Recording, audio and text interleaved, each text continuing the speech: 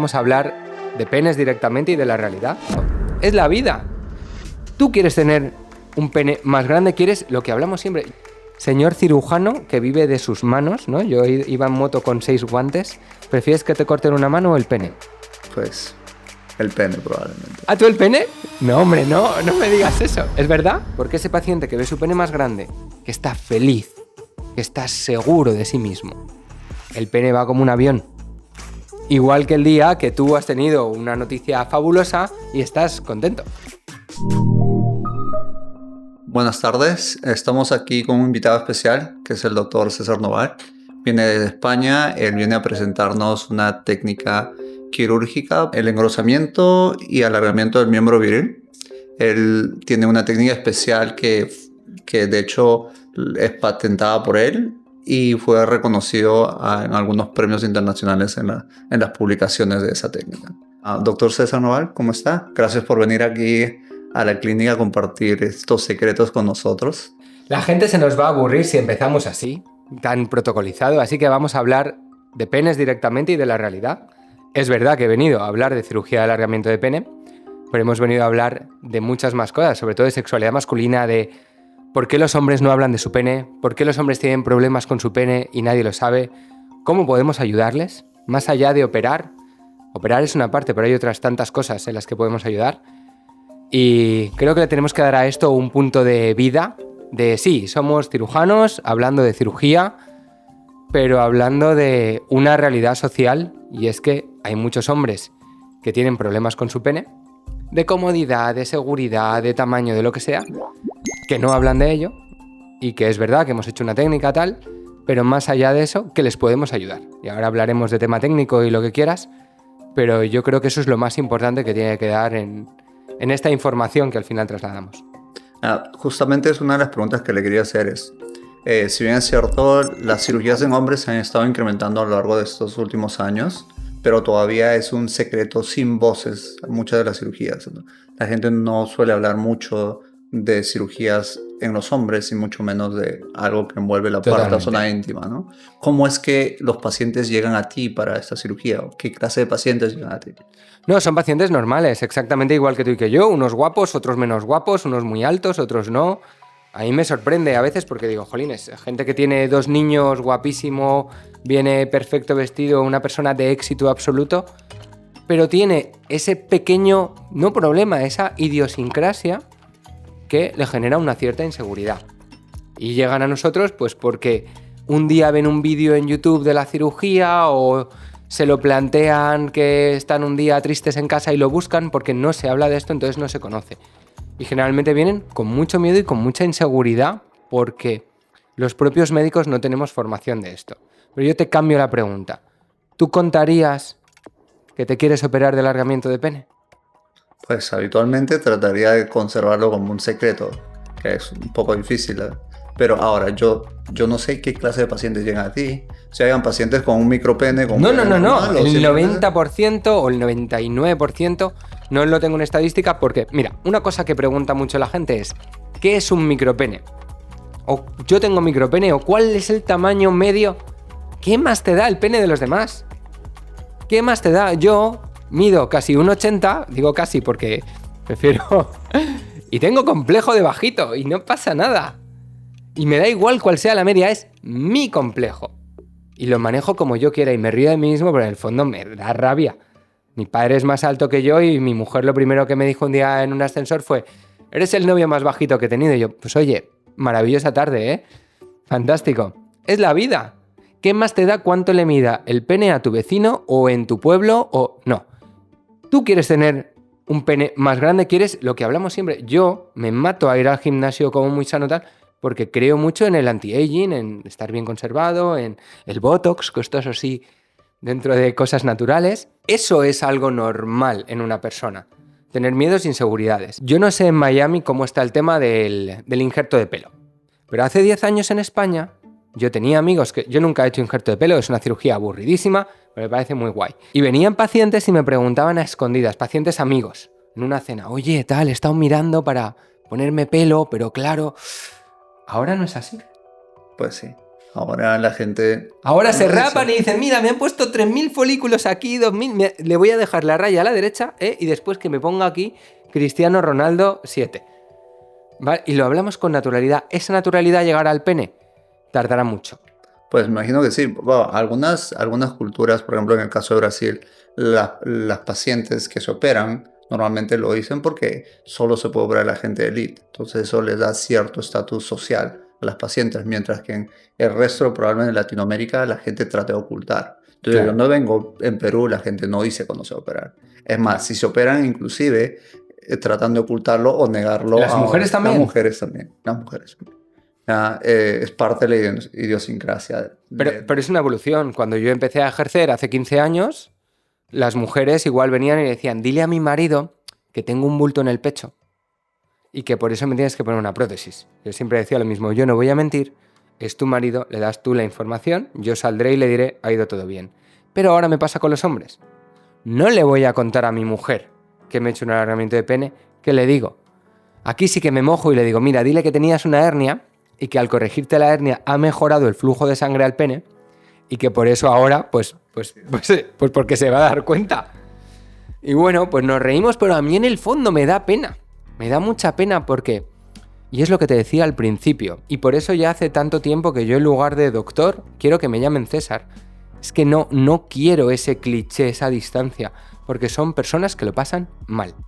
Y es lo que te digo, el tipo de paciente es un paciente normal y muchas veces de éxito. Por ejemplo, cuando voy a México a hacer cirugías, me han venido, bueno, y en España también, pero en México me sorprende aún más porque directores de cine, artistas, actores, en España muchos futbolistas y obviamente, cuidado, los tienes que operar en junio, julio y que entren por la puerta de atrás. Lo primero que le dije a Sandra aquí en Miami, qué bien que tenéis una puerta trasera para la gente famosa.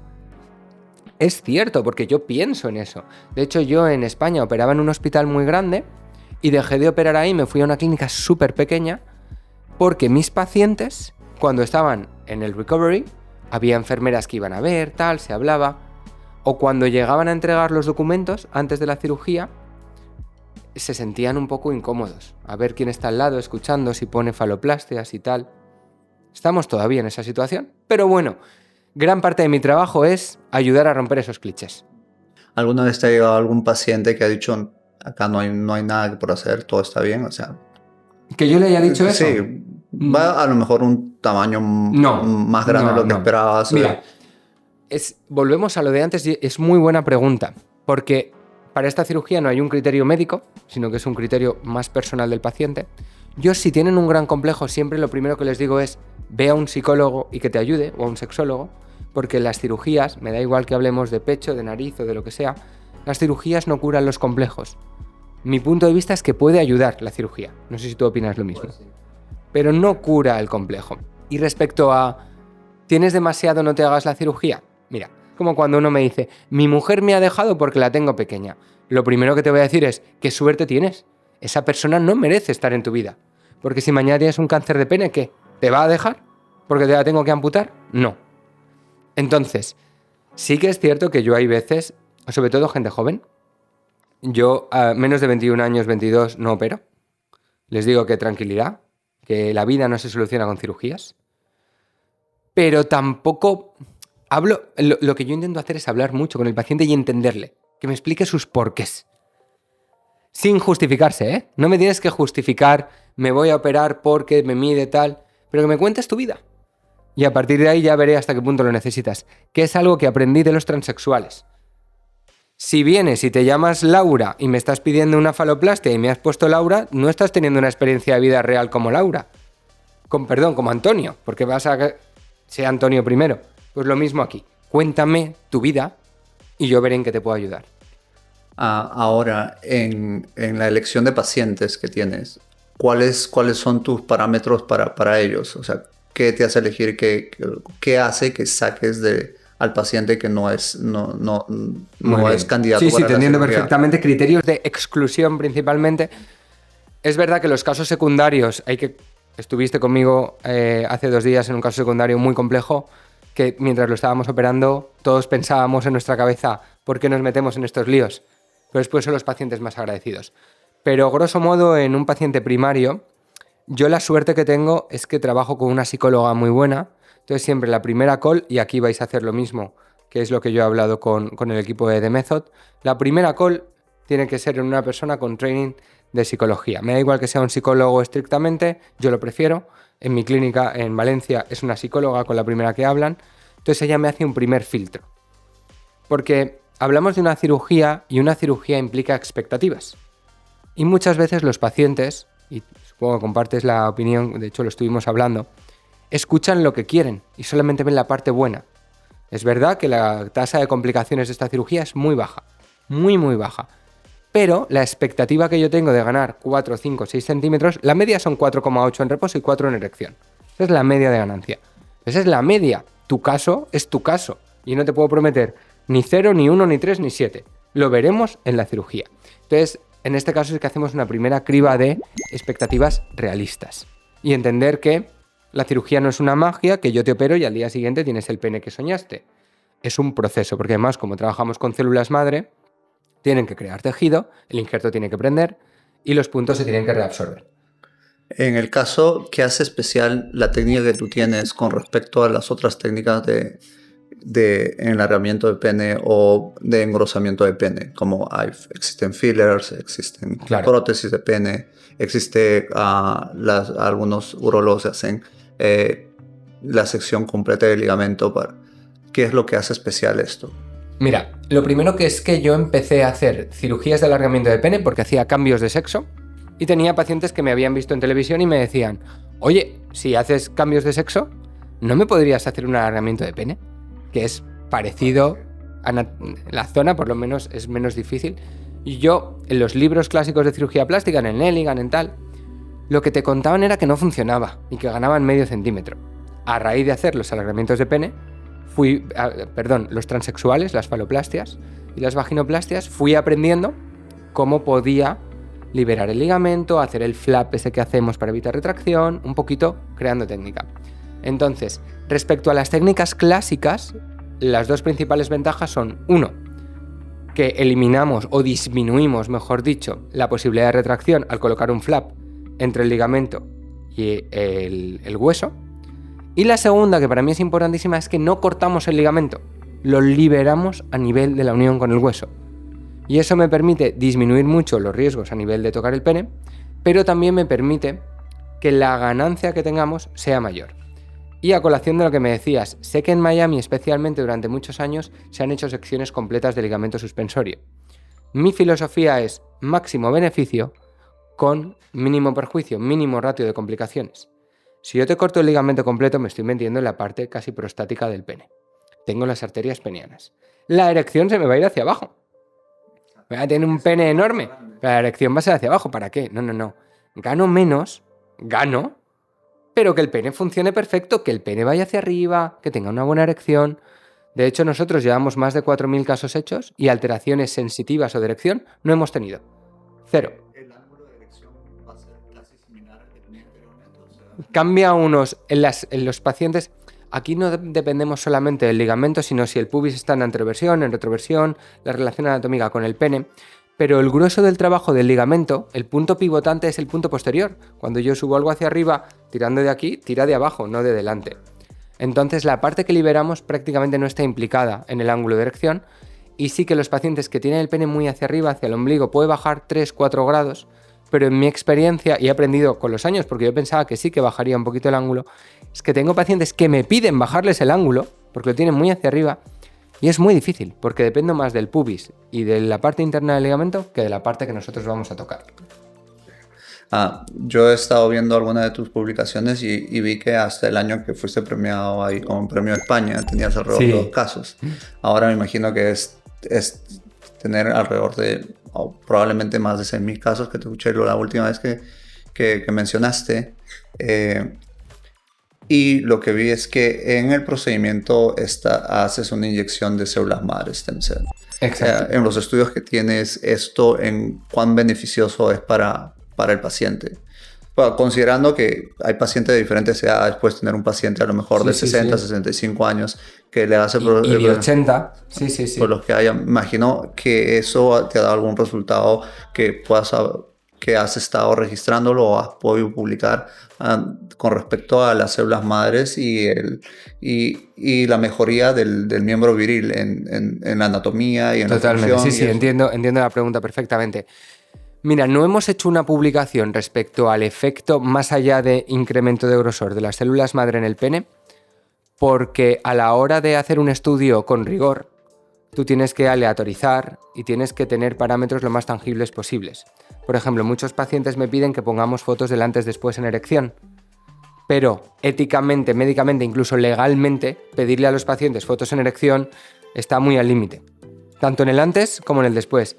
Hay que sumarle que hay pacientes que por su sexualidad les excita mandar fotos en erección. Así que yo eso lo tengo, por ejemplo, muy bloqueado y me encantaría publicar un estudio de casos en erección, porque tengo suficiente track record como para poder demostrar que la ganancia es estable, pero hay que tener cuidado con lo que se publica. Y en el caso concreto de los beneficios de las células madre, para que la gente lo entienda, una célula madre realmente es una stem cell, es una célula que tiene más información en su ADN que la que estrictamente necesita para funcionar y que puede crear diferentes líneas celulares. Entonces es capaz de crear tejido, de reabsorber tejido dañado, algunas de ellas, y de mejorar la circulación, la elasticidad y demás. Entonces nosotros al final en lo que inyectamos vamos a conseguir un aumento de grosor por un lado, pero por otro lado también las fascias del pene van a ganar elasticidad. Y conforme ganan elasticidad, la complianza, la capacidad de llegada de sangre va a ser más fácil. Entonces sí que tengo un 20-25% de pacientes que sobre todo los de más de 60-70 años, que sí que refieren una mejora funcional en la erección, en la duración de la erección, en la dureza de la erección y en su sentimiento de potencia sexual. El problema está en que yo no puedo aleatorizar eso. Es ese paciente en el que lo tengo que ver. ¿Y qué ocurre? Que yo creo que aquí hay dos componentes. Un componente anatómico estrictamente que sí que me demuestra que tiene sentido que eso se produzca, pero también un componente mental. Porque ese paciente que ve su pene más grande, que está feliz, que está seguro de sí mismo, el pene va como un avión. Igual que el día que tú has tenido una noticia fabulosa y estás contento. Es así el funcionamiento del pene. Entonces, creo que para que un médico sea creíble de verdad, tiene que hablar solo cuando está muy seguro de algo. Entonces, ¿llegará a que publicaremos eso? Espero que sí. Porque cada vez tengo más pacientes. Tengo pacientes de 85 años. Es una maravilla. Porque no hay límite de edad para... Hacia arriba no. Mientras estés sano, al revés. Oye, te has cuidado, te funciona bien, estás contento, tienes una vida sexualmente activa. El hombre tiene la suerte de que el pene le funciona hasta que se muere, si se ha cuidado. Entonces, why not? Si la pregunta aquí es como, ¿por qué operarte el pene? ¿Por qué no? ¿Por qué una mujer se opera el pecho? Pues igual que yo me opero el pene. ¿Por qué no? No porque sí, ¿por qué no? Es la pregunta que nos tenemos que hacer. Y lo otro es que el riesgo de complicaciones es bastante mínimo. Normalmente en la mayoría de las cirugías esperamos cierto tipo de complicaciones. Ahora, tú nos mencionaste que las complicaciones en estos casos son casi cero. Bueno, tú has visto casos. El recovery, ¿cómo lo has visto? El sangrado. El sangrado es nulo, casi absolutamente nada. El dolor en el recovery también es casi nulo, es mínimo. Lo digo porque una cosa es verdad que lo tenemos publicado y en el artículo científico, además lo digo siempre, el artículo científico está tal cual como está en la revista iberoamericana de cirugía plástica, colgado en la web para que la gente lo pueda descargar. Entra en clinicanef.com, se lo descarga y lo puede leer, incluidas las complicaciones. A lo que voy es que los médicos hablamos mucho. Tú vas a un congreso, publicas, tal. La realidad. ¿Cuál es la realidad? El otro día hicimos una serie de casos y yo creo que todos os habéis quedado en cierto modo sorprendidos de cómo se han recuperado los pacientes, del poco bleeding que hemos tenido, si vas por el plano correcto. Pero has dicho una cosa que me encanta y que siempre me dice mi anestesista. Cuando lo haces tú, parece muy fácil, pero cuando viene un fellow o viene alguien que no estamos encima, se pierde. Cuando tú ves a Messi controlar un balón, dices, ¡buah, qué fácil, hombre! Coge, baja, pone el pie, prueba a hacerlo. Y el otro día estábamos un equipo, el equipo de Miami ya está formado y lo tenéis clarísimo y creo que estáis perfectos en formación, seguiremos mejorando, pero eso ha llevado un trabajo de base previo y aun con todo, con cirujanos excelentes, te puedes cambiar, 3 milímetros hacia abajo y ya no sale tan fácil todo. Entonces creo que es una técnica que es delicada, que no es complicada, pero que tiene una serie de key points que hay que seguir perfectos. Si te sales de los key points, el resultado no va a ser el que tiene que ser. Y para eso estamos aquí, llevamos un año creando este proyecto y todo lo que va a seguir para que las cosas sean no perfectas porque no se puede, pero que nos acerquemos a esa perfección. Sí, exactamente eso es lo que me estaba percatando, los ciertos detalles en la cirugía, con medidas, con la forma inclusive de cortar el colgajo, a dónde ir, a dónde llegar, cuáles Sí, son un movimiento con una pinza que toque aquí, eso no. Si es que al final, ¿qué te marca la diferencia entre un cirujano y otro? Son los detalles. Son los detalles. Y la suma de muchos detalles hace una gran diferencia. Entonces, esta técnica, ¿qué ventaja tiene principalmente? Que las complicaciones son muy bajas y que los resultados son estables en el tiempo y que son congruentes. Que tenemos una reproductibilidad, que llevamos miles de casos con unos resultados que son consistentes. Y eso es lo que a mí me da tranquilidad máxima. Lo comentábamos el otro día, yo era más bohemio o más ególatra haciendo lifting. Es mucho más bonito ir a una cena y hablar, no, pues mira, te voy a enseñar un cuello aquí que he liberado, le he quitado las submaxilares, he abierto el platisma, aquí la yugular anterior que casi estaba ahí. No, pues he hecho 14 alargamientos de pene ayer, 16 el viernes. Es menos sí, es que tampoco quiero perjudicarme a mí mismo, pero es la realidad. ¿Qué me hace a mí operar tanta cirugía de pene y haber dejado casi las otras? Que duermo tranquilo, que los pacientes están felices, que el ratio de complicaciones es tendente a cero y que al final lo más bonito es ver que tus pacientes están contentos y que no tienen problemas. Porque cuando un paciente tiene un problema, el primero que lo sufre es él. Pero yo como médico lo sufro muchísimo y me voy preocupado. Entonces, egoístamente esta es una cirugía que me da mucha felicidad y pocos problemas. Pues es cierto, ¿no? Habitualmente los pacientes a cirugía cosmética pues vienen felices y cuando se van después de la cirugía tienen que estar más felices. Totalmente. Entonces, bueno, en la experiencia del sábado haciendo estos casos, pues vimos que ellos se fueron más que felices. Sí. Y los que quedan. Aquí al final, lo que te decía al principio, más allá de hablar de cirugía, tenemos que hablar de que estamos en una sociedad feminista, que tenemos que conseguir una igualdad real entre hombres y mujeres, pero también entre mujeres y hombres. Y que un hombre tiene que tener derecho a disfrutar de la cirugía plástica, de sus beneficios, de mejorar su cuerpo, buscar su mejor versión y disfrutar de algo tan importante como el pene. Te voy a hacer la pregunta que hago siempre en estas entrevistas. Señor cirujano que vive de sus manos, ¿no? Yo iba en moto con 6 guantes. ¿Prefieres que te corten una mano o el pene? El pene, probablemente. ¿Ah, tú el pene? No, hombre, no me digas eso. ¿Es verdad? Claro, sin las manos, ¿qué hago? ¿Y sin pene? Pues las manos las usaré. Bueno, pues a partir de ahora dejaré de preguntar esto. No, lo seguiré preguntando. Hacía falta, ¿ves? Esto ya se puede publicar. Una persona ha dicho que la mano... A lo que voy es que el pene es una parte muy importante del cuerpo, sin duda, para los hombres, que hay que valorarlo como tal y hay que tratarlo como tal, y que tengan el espacio para hablar de ello. Lo que voy es que es una parte muy importante del cuerpo de la que no podemos hablar, no nos podemos quejar, nadie nos enseña cómo masturbarnos, cómo ver una película porno, qué es correcto, qué no, le tenemos miedo al pene. Y eso genera muchísimos problemas y que más allá de hablar de cirugía tenemos que conseguir que la sociedad entienda que el pene es algo natural, normal, y que el hombre tiene derecho a disfrutar de ello, bien sea con una cirugía o mejorando en cualquier aspecto del mismo. Pues sí, eso es cierto. Pero la sociedad está cambiando drásticamente en los últimos años. Sí, demasiado. Me imagino que estas cosas van a ser tocadas con diferentes puntos de vista.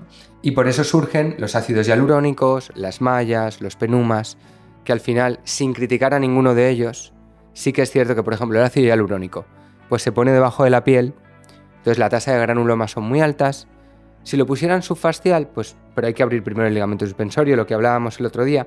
Tú para poder poner las células donde toca, tienes que abrir el ligamento suspensorio. Si no, vas a acabar subdérmico seguro. Entonces, está habiendo una evolución, cada vez más pacientes preguntan, pero yo creo que los médicos tenemos poca formación respecto a cuáles son las técnicas para esto. Lo hablaba con tus compañeros. Tú vas a un congreso de cirugía plástica o de urología y nadie habla de alargamiento de pene. Pues no. Hablan de tratamientos de disfunción eréctil. De disfunción eréctil, sí. Es muy común, de las bombitas que te ponen para ciertas cosas. Sí, pero de alargamiento y engrosamiento no. Y ahora hay miles y miles, y igual ya no son miles y son millones de médicos poniendo hialurónico en los penes. Porque, y insisto, tengo muy buena relación con los fabricantes, con los comerciales, pero el que gana siempre dinero cuando se pone ácido hialurónico es el que te ha vendido el ácido hialurónico. Son los principales interesados en que los médicos pongamos hialurónico. El que te vende la malla dérmica artificial que se pone alrededor del pene o el que te pone penuma, él gana siempre dinero que tú lo pones. Paciente y el médico que puede sufrir las consecuencias de esto. Porque Claro. asumir las responsabilidades de las complicaciones de estos dos Totalmente. es muy molesto, ¿no? Y si en mama estamos moviéndonos de, oye, o en glúteo, si podemos evitar la prótesis y utilizar tejido autólogo, tejido del paciente, mejor, menos complicaciones. En el pene tenemos una técnica como la técnica NEF, que es autóloga completa. ¿Para qué vamos a poner algo externo? Está la orina cerquita, está todas las bacterias que viven en el ambiente húmedo de la zona de la corona del glande. Las tasas de complicación son muy altas. Sin criticar ningún método. También. Sí. Por las estructuras que están alrededor de eso. Claro. Una infección en un pene es algo muy serio. Exactamente, es lo que vimos al retirar esta prótesis en el pene que estaba completamente adosada y con un montón de material inflamatorio ahí adentro, ¿no? Es probablemente lo que se ve en las contracturas capsulares en los senos de las mujeres, Sí. Muy parecido a eso. Yo creo que esto era peor, ¿eh? Y obviamente el sistema inmune va a tener que lidiar con eso todo el tiempo. O sea, no hay registros de algunas enfermedades autoinmunes que vienen por este tipo de prótesis, claro. Tampoco porque probablemente no hay tantas cantidades como los de mama. Y es muy nuevo. En mama hemos tardado 15 años en ver que las prótesis rugosas de alto granulado producían linfoma anaplásico de células gigantes. Entonces, siempre que podamos evitar irnos a eso, pero insisto, que quede muy claro mi mensaje, yo no estoy criticando ni el uso de penuma, ni de implantes, ni de mallas. Todo puede tener su indicación, pero de forma genérica, en un paciente primario sano, vamos a intentar siempre hacerlo con sus tejidos para minimizar los riesgos con un muy buen resultado, que yo creo que es lo que al final se tiene que intentar conseguir. Pues ya lo tenemos. No lo estamos intentando, tenemos resultados realmente. Sí, tenemos resultados muy buenos. Que lo otro podríamos dejarlo para pacientes sumamente específicos. Sí, para casos concretos como todo en medicina. Bueno, gracias César por estar con nosotros. Gracias por haber venido acá a Miami. Esperemos verte pronto por acá nuevamente para las próximas cirugías que tengamos. Muy feliz, la verdad es que muy feliz. Tuve mucha suerte de estar en Estados Unidos hace años trabajando en Newport Beach y en New York. Y estar aquí en Miami con vosotros de verdad que es un sueño. Me habéis acogido de una forma espectacular. Es difícil siempre traer una técnica, explicar y que el equipo se siente identificado. Y de lo que más feliz estoy es de que os ha encantado la técnica. Que os he visto a todos con muchísimo interés, que de verdad os lo creéis, por así decirlo, y que queréis implementarlo. Pues es que no es que lo creamos, sino lo hemos visto. Es objetivo el cambio, ¿no? Fantástico. O sea, es más, lo hemos medido. Lo hemos medido, es verdad. Pues muchísimas gracias de verdad y seguro que es el primero de muchos. Gracias, César. Nos vemos.